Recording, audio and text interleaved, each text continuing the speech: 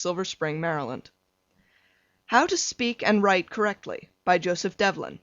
Chapter 6. Letter Writing. Principles of Letter Writing. Forms, Notes. Many people seem to regard letter writing as a very simple and easily acquired branch, but on the contrary it is one of the most difficult forms of composition and requires much patience and labor to master its details. In fact, there are very few perfect letter writers in the language. It constitutes the direct form of speech and may be called conversation at a distance. Its forms are so varied by every conceivable topic, written at all times by all kinds of persons in all kinds of moods and tempers, and addressed to all kinds of persons of various degrees in society and of different pursuits in life, that no fixed rules can be laid down to regulate its length, style, or subject matter. Only general suggestions can be made in regard to scope and purpose, and the forms of inditing set forth which custom and precedent have sanctioned. The principles of letter writing should be understood by everybody who has any knowledge of written language, for almost everybody at some time or other has necessity to address some friend or acquaintance at a distance, whereas comparatively few are called upon to direct their efforts towards any other kind of composition. Formerly, the illiterate countryman, when he had occasion to communicate with friends or relations, called in the peripatetic schoolmaster as his amanuensis, but this had one drawback. Secrets had to be poured into an ear other than that for which they were intended, and often the confidence was betrayed. Now that education is abroad in the land, there is seldom any occasion for any person to call upon the service of another to compose and write a personal letter. Very few nowadays are so grossly illiterate as not to be able to read and write. No matter how crude his effort may be, it is better for any one to write his own letters than trust to another. Even if he should commence, "Dear friend, I lift up my pen to let ye know that I hove been sick for the past 3 weeks, hopping this will find ye the same," his spelling and construction can be excused in view of the fact that his intention is good and that he is doing his best to serve his own turn without depending upon others. The nature, substance, and tone of any letter depend upon the occasion that calls it forth, upon the person writing it, and upon the person for whom it is intended. Whether it should be easy or formal in style, plain or ornate, light or serious, gay or grave, sentimental or matter of fact, depend upon these 3 circumstances. In letter writing the first and most important requisites are to be natural and simple. There should be no straining after effect, but simply a spontaneous outpouring of thoughts and ideas as they naturally occur to the writer. We are repelled by a person who is stiff and labored in his conversation, and in the same way the stiff and labored letter bores the reader, whereas if it is light and in a conversational vein, it immediately engages his attention. The letter which is written with the greatest facility is the best kind of letter, because it naturally expresses what is in the writer. He has not to search for his words, they flow in a perfect unison with the ideas he desires to communicate. When you write to your friend John Brown to tell him how you spent Sunday, you have not to look around for the words or study set phrases with a view to please or impress Brown. You just tell him, the same as if he were present before you, how you spent the day, where you were, with whom you associated, and the chief incidents that occurred during the time. Thus you write natural, and it is such writing that is adapted to epistolary correspondence. There are different kinds of letters, each calling for a different style of address and composition. Nevertheless, the natural key should be maintained in all, that is to say, the writer should never attempt to convey an impression that he is other than what he is. It would be silly as well as vain for the common street laborer of a limited education to try to put on literary airs and emulate a college professor. He may have as good a brain, but it is not as well developed by education, and he lacks the polish which society confers. When writing a letter, the street laborer should bear in mind that only the letter of a street laborer is expected from him, no matter to whom his communication may be addressed, and that neither the grammar nor the diction of a Chesterfield or Gladstone is looked for in his language. Still, the writer should keep in mind the person to whom he is writing. If it is to an archbishop or some other great dignitary of church or state, it certainly should be couched in terms different from those he uses to John Brown, his intimate friend. Just as he cannot say, "Dear John," to an archbishop, no more can he address him in the familiar words he uses to his friend of everyday acquaintance and companionship. Yet there is no great learning required to write to an archbishop, no more than to an ordinary individual. All the laborer needs to know is the form of address and how to properly utilize his limited vocabulary to the best advantage. Here is the form for such a letter. 17 Second Avenue, New York City, January 1st, 1910. Most Reverend P. A. Jordan, Archbishop of New York. Most Reverend and dear Sir: while sweeping the crossing at Fifth Avenue and 50th Street on last Wednesday morning, I found the enclosed $50 bill, which I am sending to you in the hope that it may be restored to the rightful owner. I beg you will acknowledge receipt, and should the owner be found I trust you will notify me, so that I may claim some reward for my honesty. I am, most Reverend and dear Sir, very respectfully yours, Thomas Jones. Observe the brevity of the letter. Jones makes no suggestions to the Archbishop how to find the owner, for he knows the course the Archbishop will adopt of having the finding of the bill announced from the church pulpits. Could Jones himself find the owner, there would be no occasion to apply to the Archbishop. This letter, it is true, is different from that which he would send to Brown. Nevertheless, it is simple without being familiar, is just a plain statement, and is as much to the point for its purpose as if it were garnished with rhetoric and words of learned length and thundering sound. Letters may be divided into those of friendship, acquaintanceship, those of business relations, those written in an official capacity by public servants, those designed to teach, and those which give accounts of the daily happenings on the stage of life, in other words, newsletters. Letters of friendship are the most common, and their style and form depend upon the degree of relationship and intimacy existing between the writers and those addressed. Between relatives and intimate friends, the beginning and end may be in the most familiar form of conversation, either affectionate or playful. They should, however, never overstep the boundaries of decency and propriety, for it is well to remember that, unlike conversation, which is only heard by the ears for which it is intended, written words may come under other eyes than those for whom they were designed. Therefore it is well never to write anything which the world may not read without detriment to your character or your instincts. You can be joyful, playful, jocose, give vent to your feelings, but never stoop to low language, and above all to language savouring in the slightest degree of moral impropriety. Business letters are of the utmost importance on account of the interests involved. The business character of a man or of a firm is often judged by the correspondence. On many occasions, letters, instead of developing trade and business interests and gaining clientele, predispose people unfavorably towards those whom they are designed to benefit. Ambiguous, slipshod language is a detriment to success. Business letters should be clear, concise, to the point, and above all honest, giving no wrong impressions or holding out any inducements that cannot be fulfilled. In business letters, just as in business conduct, honesty is always the best policy. Official letters are mostly always formal. They should possess clearness, brevity, and dignity of tone to impress the receivers with the proper respect for the national laws and institutions. Letters designed to teach, or didactic letters, are in a class all by themselves. They are simply literature in the form of letters, and are employed by some of the best writers to give their thoughts and ideas a greater emphasis. The most conspicuous example of this kind of composition is the book on Etiquette by Lord Chesterfield, which took the form of a series of letters to his son. News letters are accounts of world happenings and descriptions of ceremonies and events sent into the newspapers.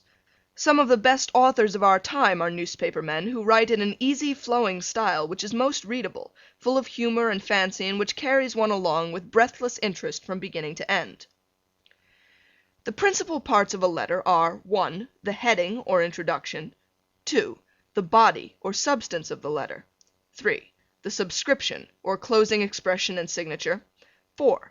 The address or direction on the envelope. For the body of a letter no forms or rules can be laid down, as it altogether depends upon the nature of the letter and the relationship between the writer and the person addressed. There are certain rules which govern the other three features and which custom has sanctioned. Everyone should be acquainted with these rules. The heading.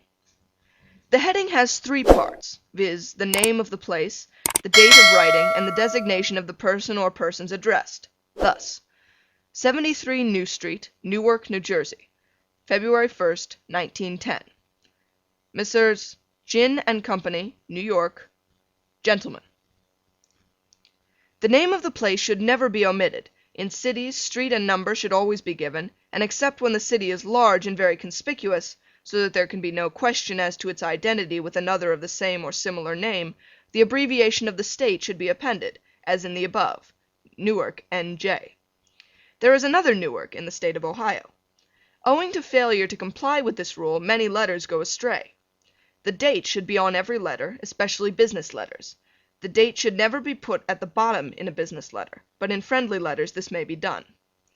The designation of the person or persons addressed differs according to the relations of the correspondents.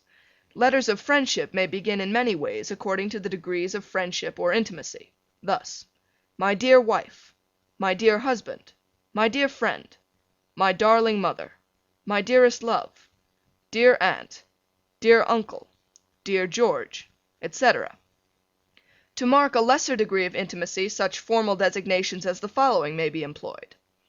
Dear Sir, my dear Sir, dear Mr. Smith, dear Madam, etc.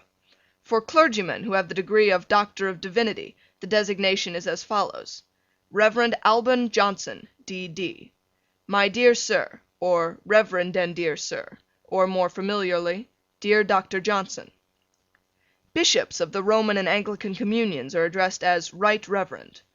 The Right Reverend the Bishop of Long Island, or the Right Reverend Frederick Burgess, Bishop of Long Island. Right Reverend and dear Sir. Archbishops of the Roman Church are addressed as Most Reverend, and cardinals as Eminence. Thus, the Most Reverend Archbishop Katzer, Most Reverend and dear Sir. His Eminence James Cardinal Gibbons, Archbishop of Baltimore. May it please your Eminence. The title of the governor of a state or territory and of the President of the United States is Excellency. However, Honorable is more commonly applied to governors. His Excellency William Howard Taft, President of the United States. Sir. His Excellency Charles Evans Hughes, Governor of the State of New York. Sir. Honorable Franklin Fort, Governor of New Jersey. Sir. The general salutation for officers of the Army and Navy is Sir. The rank and station should be indicated in full at the head of the letter, thus: General Joseph Thompson, commanding the 7th Infantry. Sir. Rear Admiral Robert Atkinson, commanding the Atlantic Squadron. Sir. The title of officers of the civil government is Honorable, and they are addressed as Sir. Honorable Nelson Duncan, Senator from Ohio. Sir. Honorable Norman Wingfield, Secretary of the Treasury. Sir. Honorable Rupert Gresham, Mayor of New York. Sir. Presidents and professors of colleges and universities are generally addressed as Sir or Dear Sir. Professor Ferguson Jenks, President of University. Sir or Dear Sir. Presidents of societies and associations are treated as businessmen and addressed as Sir or Dear Sir. Mr. Joseph Banks, President of the Night Owls. Dear Sir or Sir. Doctors of medicine are addressed as Sir, my dear Sir, and more familiarly, my dear Doctor or Dear Doctor, as Ryerson Pitkin, M.D. Sir, Dear Sir, my dear Doctor. Ordinary people with no degrees or titles are addressed as Mr. and Mrs. and are designed Dear Sir, Dear Madam, and an unmarried woman of any age is addressed on the envelope as Miss So-and-so, but always designed in the letter as Dear Madam. The plural of Mr., as in addressing a firm, is Messrs., and the corresponding salutation is Dear Sirs or Gentlemen. In England, Esquire is used for Mr. as a mark of slight superiority, and in this country it is sometimes used, but it is practically obsolete. Custom is against it, and American sentiment as well. If it is used, it should only be applied to lawyers and justices of the peace. Subscription. The subscription, or ending of a letter, consists of the term of respect or affection and the signature. The term depends upon the relation of the person addressed. Letters of friendship can close with such expressions as yours lovingly, yours affectionately, devotedly yours, ever yours, etc., as between husbands and wives or between lovers. Such gushing terminations as your own darling, your own dovey, and other pet and silly endings should be avoided, as they denote shallowness. Love can be strongly expressed without dipping into the nonsensical and the farcical. Formal expressions of subscription are yours sincerely, yours truly, respectfully yours, and the like, and these may be varied to denote the exact bearing or attitude the writer wishes to assume to the person addressed, as very sincerely yours, very respectfully yours, with deep respect yours very truly, etc. Such elaborate endings as in the meantime with the highest respect I am yours to command. I have the honor to be, sir, your humble servant. With great expression of esteem I am sincerely yours. Believe me, my dear sir, ever faithfully yours, are condemned as savoring too much of affectation. It is better to finish formal letters without any such qualifying remarks. If you are writing to Mr. Ryan to tell him you have a house for sale, after describing the house and stating the terms, simply sign yourself, Your obedient servant, Yours very truly, Yours with respect, James Wilson. Don't say you have the honor to be anything or ask him to believe anything. All you want to tell him is that you have a house for sale and that you are sincere, or hold him in respect as a prospective customer. Don't abbreviate the signature as Yours respectfully and always make your sex obvious. Write plainly, Yours truly, John Field, and not J. Field, so that the person to whom you send it may not take you for Jane Field. It is always best to write the first name in full. Married women should prefix Mrs. to their names, as very sincerely yours, Mrs. Theodore Watson. If you are sending a letter acknowledging a compliment or some kindness done, you may say Yours gratefully or Yours very gratefully, in proportion to the act of kindness received. It is not customary to sign letters of degrees or titles after your name, except you are a Lord, Earl, or Duke, and only known by the title. But as we have no such titles in America, it is unnecessary to bring this matter into consideration. Don't sign yourself Sincerely yours, Obadiah Jackson, M.A. or LL.D. If you're an M.A. or an LL.D., people generally know it without your sounding your own trumpet. Many people, and especially clergymen, are fond of flaunting after their names degrees they have received honoris causa, that is, degrees as a mark of honor without examination. Such degrees should be kept in the background. Many a deadhead has these degrees which he could never have earned by brain work. Married women whose husbands are alive may sign the husband's name with the prefix Mrs. Thus, Yours sincerely, Mrs. William Southey. But when the husband is dead, the signature should be Yours sincerely, Mrs. Sarah Southey. So when we receive a letter from a woman we are enabled to tell whether she has a husband living or is a widow. A woman separated from her husband but not a divorcee should not sign his name. Address. The address of a letter consists of the name, the title, and the residence. Mr. Hugh Black, 112 Southgate Street, Altoona, Pennsylvania. Intimate friends have often familiar names for each other, such as pet names, nicknames, etc., which they use in the freedom of conversation, but such names should never, under any circumstances, appear on the envelope. The subscription on the envelope should always be written with propriety and correctness and as if penned by an entire stranger. The only difficulty in the envelope inscription is the title. Every man is entitled to Mr., and every lady to Mrs., and every unmarried lady to Miss. Even a boy is entitled to Master. When more than one is addressed, the title is Messrs. Mesdames is sometimes written of women. If the person addressed has a title, it is courteous to use it, but titles never must be duplicated. Thus we can write Robert Stitt, M.D., but never Dr. Robert Stitt, M.D. or Mr. Robert Stitt, M.D. In writing to a medical doctor it is well to indicate his profession by the letters M.D., so as to differentiate him from a D.D. It is better to write Robert Stitt, M.D. than Dr. Robert Stitt. In the case of clergymen the prefix Reverend is retained even when they have other titles, as Reverend Tracy Took, LL.D. When a person has more titles than one it is customary to only give him the leading one. Thus, instead of writing Reverend Samuel Macomb, B.A., M.A., B.Sc., Ph.D., LL.D., D.D., the form employed is Reverend Samuel Macomb, LL.D. LL.D. is appended in preference to D.D. because in most cases the Rev implies a D.D., while comparatively few with the prefix Rev are entitled to LL.D. In the case of honorables, such as governors, judges, members of Congress, and others of the civil government, the prefix on does away with Mr. and Esquire. Thus we write Honorable Josiah Snifkins, not Honorable Mr. Josiah Snifkins or Honorable Josiah Snifkins, Esquire. Though this prefix, HON, is also often applied to governors, they should be addressed as Excellency. For instance, His Excellency Charles E. Hughes, Albany, New York. In writing to the President, the superscription on the envelope should be To the President, Executive Mansion, Washington, D.C.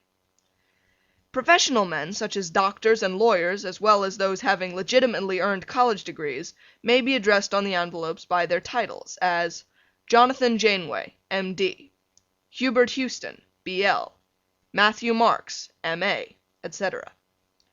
The residence of the person addressed should be plainly written out in full. The street and numbers should be given and the city or town written very legibly. If the abbreviation of the state is liable to be confounded or confused with that of another, then the full name of the state should be written. In writing the residence on the envelope, instead of putting it all in one line, as is done at the head of a letter, each item of the residence forms a separate line. Thus, Liberty, Sullivan County, New York. 215 Minna Street, San Francisco, California. There should be left a space for the postage stamp in the upper right-hand corner. The name and title should occupy a line that is about central between the top of the envelope and the bottom. The name should be neither too much to right or left, but located in the center, the beginning and end at equal distances from either end.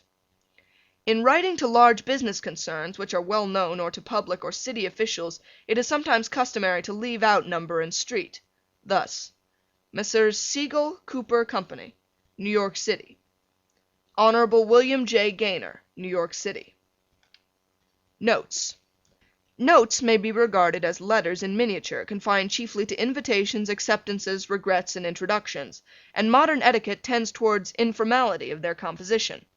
Card etiquette, in fact, has taken the place of ceremonious correspondence, and informal notes are now the rule. Invitations to dinner and receptions are now mostly written on cards. Regrets are sent back on visiting cards with just the one word, regrets, plainly written thereon. Often on cards and notes of invitation we find the letters RSVP at the bottom. These letters stand for the French Répondez s'il vous plaît, which means reply if you please. But there is no necessity to put this on an invitation card, as every well-bred person knows that a reply is expected. In writing notes to young ladies of the same family, it should be noted that the eldest daughter of the house is entitled to the designation Miss, without any Christian name, only the surname appended. Thus, if there are 3 daughters in the Thompson family, Martha, the eldest, Susan, and Jemima, Martha is addressed as Miss Thompson, and the other 2 as Miss Susan Thompson and Miss Jemima Thompson, respectively. Don't write the word addressed on the envelope of a note. Don't seal a note delivered by a friend. Don't write a note on a postal card. Here are a few common forms. Formal invitations. Mr. and Mrs. Henry Wagstaff request the honor of Mr. McAdoo's presence on Friday evening, June 15th, at 8 o'clock to meet the Governor of the Fort. 19 Woodbine Terrace, June 8th, 1918. This is an invitation to a formal reception calling for evening dress. Here is Mr. McAdoo's reply in the third person. Mr. McAdoo presents his compliments to Mr. and Mrs. Henry Wagstaff and accepts with great pleasure their invitation to meet the Governor of the Fort on the evening of June 15th. 215 Beacon Street, June 10th, 1910. Here is how Mr. McAdoo might decline the invitation. Mr. McAdoo regrets that owing to a prior engagement he must forego the honor of paying his respects to Mr. and Mrs. Wagstaff and the Governor of the Fort on the evening of June 15th. 215 Beacon Street, June 10th, 1910. Here is a note addressed, say, to Mr. Jeremiah Reynolds. Mr. and Mrs. Oldham at home on Wednesday evening, October 9th from 7 to 11. 21 Ashland Avenue, October 5th. Mr. Reynolds makes reply. Mr. Reynolds accepts with high appreciation the honor of Mr. and Mrs. Oldham's invitation for Wednesday evening, October 9th. Windsor Hotel, October 7th. Or, Mr. Reynolds regrets that his duties render it impossible for him to accept Mr. and Mrs. Oldham's kind invitation for the evening of October 9th. Windsor Hotel, October 7th. Sometimes less informal invitations are sent on small, specially designed note paper in which the first person takes the place of the third. Thus, 360 Pine Street, December 11th, 1910. Dear Mr. Saintsbury, Mr. Johnson and I should be much pleased to have you dine with us and a few friends next Thursday the 15th at 7:30. Yours sincerely, Emma Burnside. Mr. Saintsbury's reply. 57 Carlisle Strand, December 13th, 1910. Dear Mrs. Burnside, let me accept very appreciatively your invitation to dine with Mr. Burnside and you on next Thursday the 15th at 7:30. Yours sincerely, Henry Saintsbury. Mrs. Alexander Burnside. Notes of Introduction. Notes of introduction should be very circumspect, as the writers are in reality vouching for those whom they introduce. Here is a specimen of such a note. 603 Lexington Avenue, New York City, June 15th, 1910. Rev. Cyrus C. Wiley, D.D., Newark, New Jersey. My dear Dr. Wiley, I take the liberty of presenting to you my friend Stacy Redfern, M.D., a young practitioner, who is anxious to locate in Newark. I have known him many years and can vouch for his integrity and professional standing. Any courtesy and kindness which you may show him will be very much appreciated by me. Very sincerely yours, Franklin Jewett. End of Chapter 6.